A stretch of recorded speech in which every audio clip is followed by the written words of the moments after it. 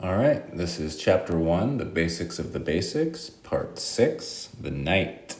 So knights look like horses on whether you're playing chess in real life or on the virtual chessboard on the computer. You start with 2 knights, just like bishops and rooks. So you start, white starts on b1 and g1, black starts on b8 and g8. And the knight moves differently than everything else. It moves in an L shape. So if we look at, say, this white knight on b1, notice it's not moving up and down, it's not moving side to side or diagonal. It's moving in kind of a weird shape. And this is always 2 in one direction and 1 in another direction. So in this case, this would be up 2, left 1, up 2, right 1, up 1, right 2.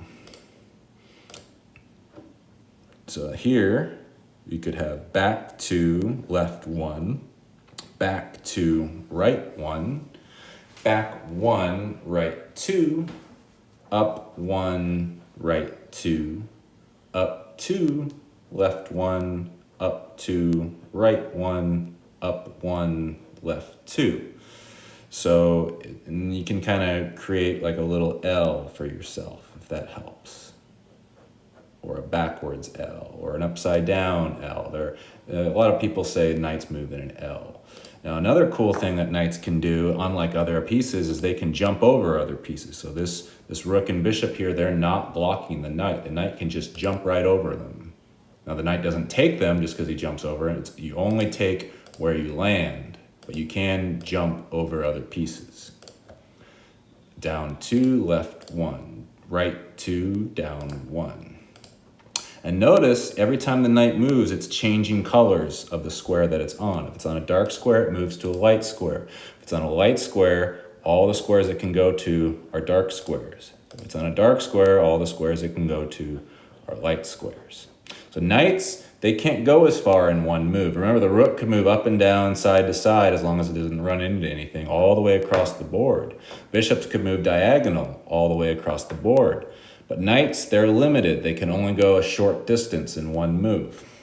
So for this reason, the knights have a special move, but they have a short distance that they can go. They're worth about 3 points. So a knight's worth 3 points, a bishop's worth 3 points, so they're worth about the same. A rook is still worth 5 points, so it's worth more than a knight or a bishop, but not more than both of them put together. And a knight is worth 3 points. A queen is worth 9 points. Remember, the king is worth the whole game. The king's worth more points than anything else. You can't even really do points with kings because they're worth the whole game.